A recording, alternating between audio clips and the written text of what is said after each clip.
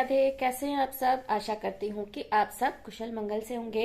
इस समय बज रहे हैं सुबह के 6। आज सोच रही हूँ अष्टमी है तो आज दर्शन कर लिया जाए, नहीं तो कल फिर लास्ट डे हो जाएगा नवरात्र का। तो नवरात्र पूरे खत्म हो जाएंगे और मैं जो है मंदिर जाके दर्शन भी नहीं कर पाऊंगी। तो बस अब जाने की तैयारी है। सुबह जितनी जल्दी पहुंच जाऊंगी उतना ही अच्छा है। तो बात बाद में करते हैं, पहले चलते। तो बस अभी अभी निकली हूँ मंदिर जाने के लिए। वैसे तो मंदिर यहाँ से काफ़ी दूर है, आधे घंटे से ज़्यादा का समय लग जाता है वहाँ पहुँचने में। लेकिन अभी ना सुबह का समय है, रोड्स बिल्कुल खाली हैं, मार्केट बंद है।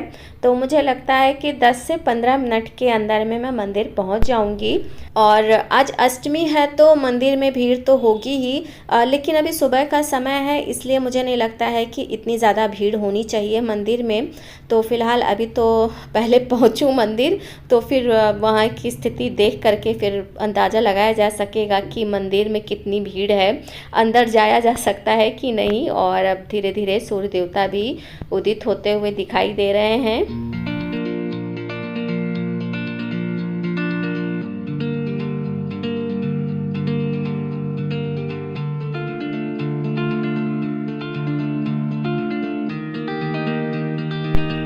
मंदिर से थोड़ी दूरी पर ही कार पार्क कर दी और इसके बाद जब मंदिर के पास पहुंची ना, तो वहाँ का जो दृश्य था वो देखने के बाद फिर मैंने सोचा कि अब मुझे आज दर्शन नहीं मिलेंगे, क्योंकि भक्तों की जो भीड़ है ना वो बाहर रोड से ही लगी हुई थी। तो उस भीड़ में अगर मैं मंदिर में अंदर जाती तो मुझे कम से कम 2 से ढाई घंटे लग जाते दर्शन होने में, और फिर काफ़ी देर हो जाती। और आज इनका ऑफिस भी है तो फिर इनको भी देर होती ऑफिस जाने में। तो फिर बस बाहर से ही प्रणाम करके मैं वापस चली आई। और आते वक्त ना बिल्कुल भी अच्छा नहीं लग रहा था, और बस ये लग रहा था कि काश 4 बजे आ गई होती तो शायद मुझे आज दर्शन मिल गए होते। बट कोई नहीं, फिर किसी दिन आकर के दर्शन कर लूँगी। और बस घर आकर के जो डेली की पूजा है उसे कंप्लीट की, और इसके बाद घर के छोटे छोटे से बहुत सारे काम थे, जैसे कि कपड़े वगैरह फोल्ड करना, फैलाना, चाय बनाना, ब्रेकफास्ट बनाना। बट वो सबकी कोई भी क्लिप नहीं बनाई। एक्चुअली में दर्शन ना मिलने की वजह से मूड तो हो गया ख़राब, तो फिर बाकी की और किसी काम में कहाँ मन लगता है। तो फिलहाल आज मेरे यहाँ पे सभी का व्रत है, तो मैंने सुबह ही ब्रेकफास्ट में आलू फ्राई कर दी, तो बच्चों ने खा लिया और ये भी खा करके ऑफिस चले गए। और 10 बजे मेड आई तो 1 डेढ़ घंटे में इसने पूरी साफ़ सफाई का काम कंप्लीट किया। और 11:30 बजे जैसे ही ये गई वैसे ही ये एसी की सर्विसिंग करने के लिए आ गए। तो इन्हें बुला रखा था पहले से ही, और 2 स्प्लिट एसी है तो बस उसकी आज साफ़ सफाई हो रही है। और अब इस साफ़ सफाई के बाद जो है मुझे दोबारा से घर की पूरी साफ़ सफाई करनी पड़ेगी। पूरे 2 घंटे का समय लग गया एसी की सर्विसिंग में। और जब सर्विसिंग वगैरह करके दोनों भैया चले गए तब फिर मैंने शुरू की घर की साफ़ सफाई का काम। तो अभी पहले इस रूम को साफ़ कर दे रही हूँ। हालांकि काफ़ी अच्छी तरह से उन लोगों ने सर्विसिंग की, रूम में बहुत ज़्यादा गंदगी नहीं होने पाई। जो गंदगी हुई है वो केवल बालकनी में ही हुई है, क्योंकि यहाँ का जो आउटडोर यूनिट है उसे साफ़ करने में सबसे ज़्यादा जो है गंदगी फैली। और इसे साफ़ करने के लिए ना फिर मुझे पाइप लगानी पड़ी, ताकि पानी जो है पर्याप्त मात्रा में मिले। और बकेट वगैरह से लेके आने पे ना फिर यहाँ पे अच्छे से सफाई नहीं हो पाती। देख सकते हैं आप, इतनी सारी मिट्टी यहाँ पर इकट्ठा हो रखी है।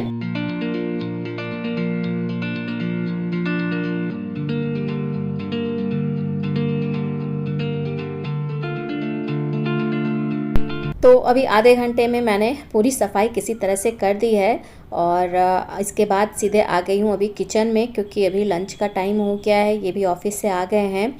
तो बस जल्दी जल्दी से एक तरफ मैंने रख दी है आलू भूनने के लिए, एक तरफ रखी है चाय बन रही है, और चिप्स मैंने पहले ही तल दिए हैं। और अब ये दूसरी कढ़ाई मैंने चढ़ाई है, इसमें मैं बनाने जा रही हूँ सिंघाड़े के आटे का हलवा। और आज का दिन जो है वो मेरी प्लानिंग के बिल्कुल अगेंस्ट चल रहा है। सुबह सुबह उठ के दर्शन करने गई, वो काम नहीं हुआ। फिर आज सभी का व्रत है तो आज किचन में सबसे ज़्यादा काम है मुझे। और ये एसी वाले जो भैया थे इनको मैंने 2 दिन पहले ही बुलाया था। आज यानी अष्टमी और नवमी को मैं नहीं सर्विसिंग कराना चाह रही थी, क्योंकि मुझे पता था कि काम मेरे पास ज़्यादा होगा, साफ़ सफाई फिर ज़्यादा बढ़ जाएगी। लेकिन हुआ वही जो आज का दिन चाह रहा था। आज ही सब काम होने थे, तो इस तरह से आज का दिन जो है मेरा बीता है अभी तक का। तो फिलहाल फलाहार बना करके सभी को दे दिया, और मैं भी यहाँ पर फलाहार कर ले रही हूँ। और इसके बाद मुझे जाना है मार्केट। लेकिन ब्लॉग जो था ये अष्टमी का बस यहीं तक का है, इसके बाद मैंने कोई भी क्लिप नहीं बनाई।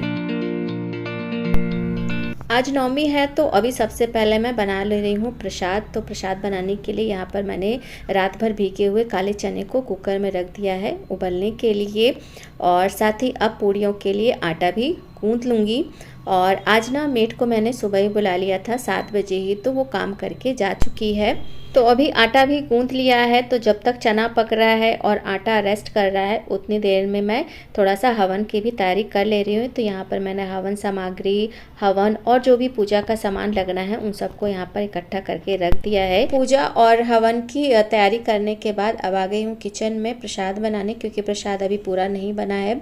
केवल मैंने अभी चने ही उबाल कर रखे हैं। तो चने उबल गए हैं, उन्हें केवल छौंकना है, लेकिन उन्हें छौंकने से पहले मैं पूड़ियाँ तलूँगी, क्योंकि पूड़ियाँ तलने के बाद फिर इसी कढ़ाई में जितना भी घी बचेगा उतने में मैं फिर लपसी बनाऊँगी। लपसी मतलब हमारे यहाँ पर आटे के हलवे को लपसी बोला जाता है। तो आज नवमी के दिन लपसी, पूड़ी और चने का प्रसाद चढ़ाया जाता है, और बहुत जगहों पे आटे के हलवे की जगह सूजी का हलवा बनाया जाता है। तो अभी बस मैंने जो है सारी पूड़ियाँ तल ली हैं, और अब कढ़ाई में इतना घी बचा हुआ है तो बस अब इसमें मैंने आधी कटोरी गेहूं का आटा डाल दिया है, और अब इसे मध्यम आंच पर लगातार चलाते हुए हल्का भूरे रंग का होने तक भून लेना है।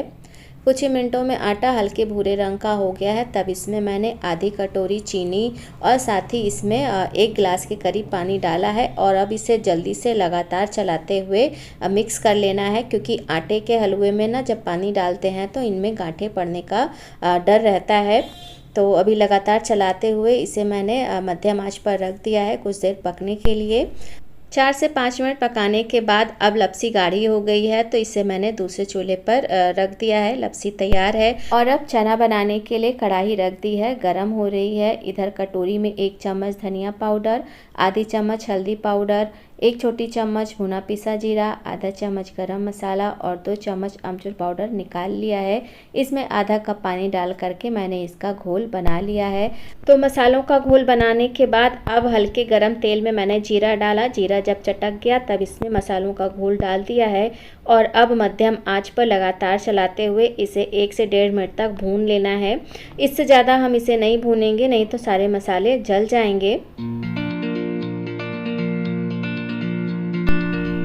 मसालों से तेल अलग हो गया है, ये अच्छी तरह से भून गए हैं। तब इसमें मैंने उबले हुए चने, स्वादानुसार नमक और लाल मिर्च डाली है। अब इन्हें अच्छे से मिला करके मध्यम आंच पर लगातार चलाते हुए 3 से 4 मिनट तक भून लेना है।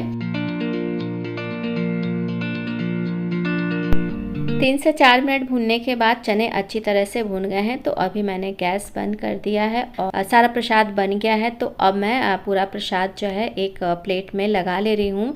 प्रसाद लगाने के बाद अब पहले मैं करूँगी पूजा, और फिर पूजा करने के बाद जो है हवन करूँगी। और जब मैं पूजा कर रही थी तो उस समय जो है इन लोगों ने हवन की पूरी तैयारी कर ली। जैसे ये हवन कुंड में लकड़ी वगैरह लगाने का काम ये सब कर लिया। तो बस अभी जब मैं आई तो अब यहाँ पर हवन शुरू कर दिया। और पूजा पाठ की बहुत ज़्यादा जानकारी तो नहीं है, लेकिन हाँ थोड़ा बहुत जो भी मुझे पता है उसके अनुसार ही करने की कोशिश करती हूँ। तो हवन किया, हवन करने के बाद जो है यहाँ पर आरती वगैरह भी कर दी। और माता रानी की कृपा से मेरे 9 दिन के उपवास, पूजा पाठ और हवन सब कुछ अच्छी तरह से पूर्ण हुए हैं, क्योंकि बिना उनके आशीर्वाद और कृपा के हम कुछ भी कर नहीं सकते हैं। तो अब जो है पूजा पाठ करने के बाद ना काफ़ी शांति और सुकून का एहसास हो रहा है। अभी बज गए हैं 12 और अब जाके मैं पूरी तरह से फ्री हुई हूँ पूजा पाठ के काम से। थोड़ा समय तो लग ही जाता है पूजा वगैरह में, बट फाइनली अच्छी तरह से पूरे नवरात्र बीत गए, तो इस बात की सबसे ज़्यादा खुशी हो रही है। और आज का ब्लॉग मैं यहीं पर एंड कर रही हूँ। मिलूंगी अगले ब्लॉग में, तब तक के लिए जय श्री कृष्णा।